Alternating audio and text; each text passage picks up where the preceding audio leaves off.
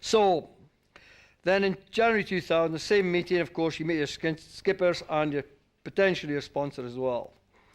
Now, I've got down here overseas teams, and the reason for that, of course, is that the Kiwis, for example, extraordinary bunch of people, they have this government scheme running whereupon they are doing a subliminal advertisements on to inject the Kiwis full of confidence.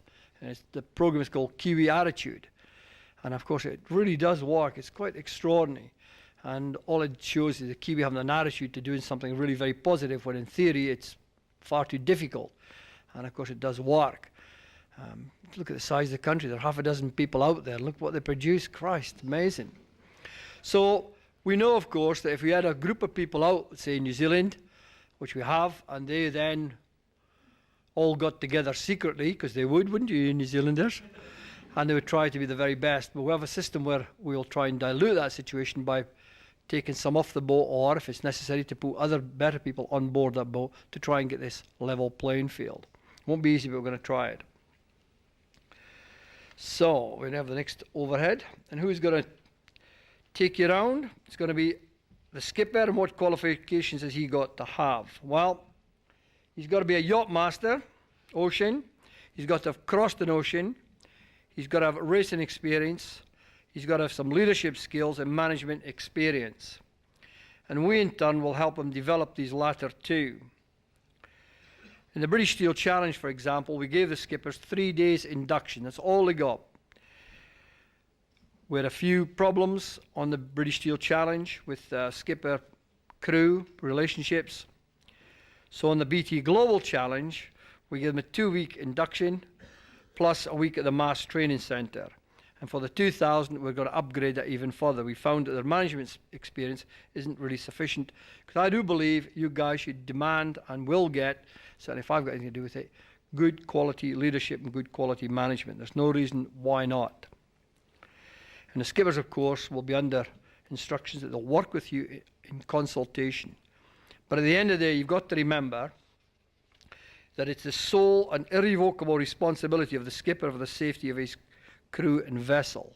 So at the end of the day, he carries the can. Now that in turn means you won't get two things. Sorry, you'll get two things. Could I have the next slide? One thing you'll get is conflict on board. I guarantee it. I guarantee it. You'll get conflict. So what is conflict? It's a struggle or battle, opposition between two ideas or interests, controversy. Now then, on conflict, we'll teach you how to avoid conflict. There's nothing wrong with conflict at all. It's healthy, it promotes discussions, promotes opinions, nothing at all. It's the person, of course, who doesn't understand conflict that has the problem. They start getting all fisticuffed, they start saying rude words, they start making rude signs behind your back, very naughty, things like that. There's nothing wrong with conflict. I actually thrive on this stuff. I love it.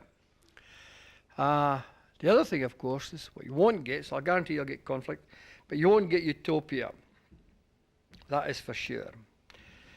That is for sure. What is extraordinary?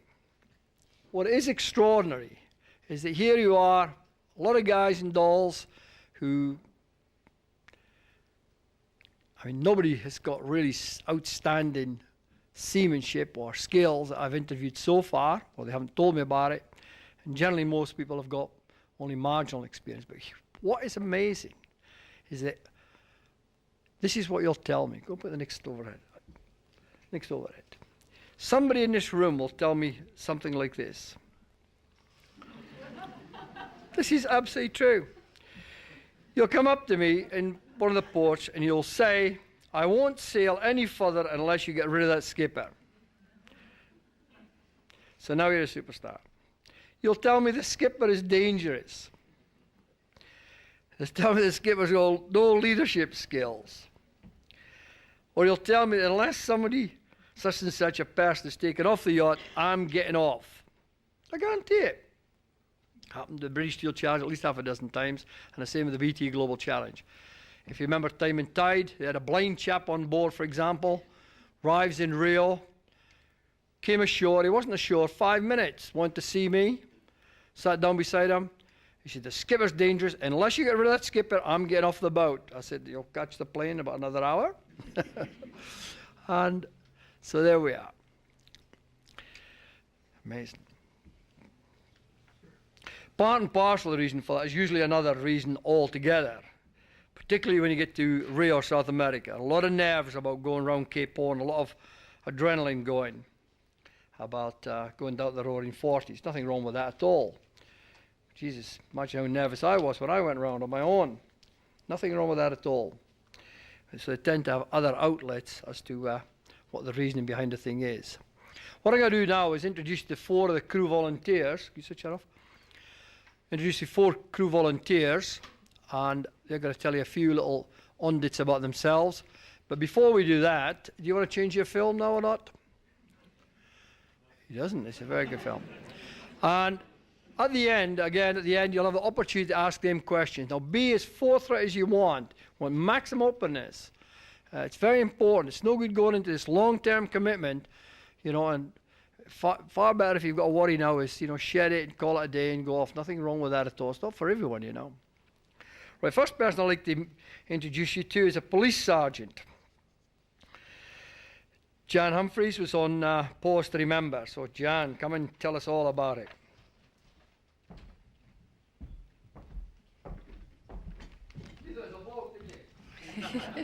Cool, Jan. Yeah. Okay. Yes, I was on post, remember, and I did the whole race on that boat. Priceless is the way that I would describe the value of the race to me. I wouldn't have missed it for anything. It's worth every single pound of my money, every hour of my time, and every ounce of my effort. And believe me, it will take all of those and heaps of them. I got started probably like yourselves. I watched the British Steel Challenge and just got absolutely captivated by the sight of the boats and the oceans, and thought, having never ever sailed before, that I really, really want to do that. At the time, I was working as a police sergeant in Guildford, and I actually happened to be on a night shift when, shortly after one of the television programmes, there was an article in the Telegraph saying, Chay's doing it all again. If you're interested, phone this number. And I phoned the number at 6 o'clock in the morning, and nobody was there. I sorely disappointed, so please open the lines a little bit earlier, Chay. Okay, now, as I said, I didn't know if I'd love it or hate it when I got on the boat, because I had literally never sailed before. My first training sail, I went down to Plymouth, and the training boat was actually not against the pontoon, it was one boat across. And I was so naive in those stages. I didn't know whether you were supposed to knock on the side of a strange boat or shout out to somebody or what. So like an absolute lemon, I was hanging around waiting for someone to come and rescue me, to tell me what to do, because I didn't want to make a mistake. I was so keen to be seen to be, doing the right thing. So if I can do it, then believe me, you too can all be there.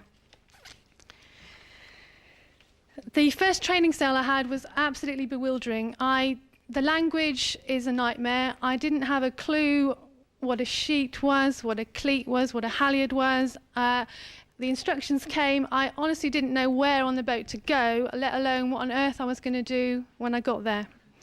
Absolutely bewildering, but bit by bit, stage by stage, it really started to make sense to me.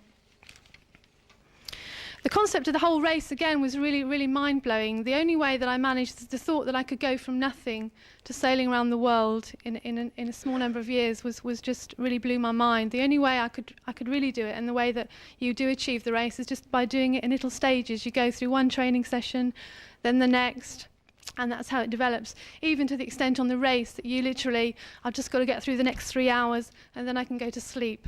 So it really is just little bite-sized chunks. Now, the money, obviously, is an awful lot of money to find. I actually managed to, I was on a reasonable salary at the time, and I managed just by saving, driving in an old car.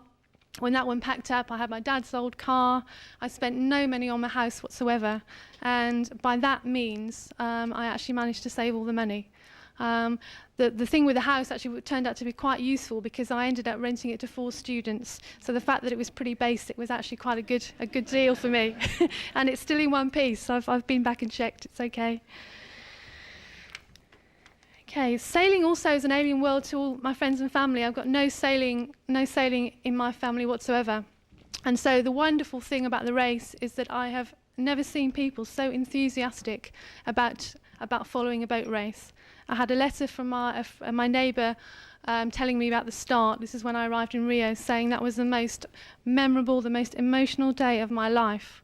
It was pretty hectic for us too on the boats, but she really, really got into it. And all my friends and family, they couldn't wait to turn on, the CFAX, see where we were, read the papers, watch the videos and everything. So it really does bring everybody into sailing.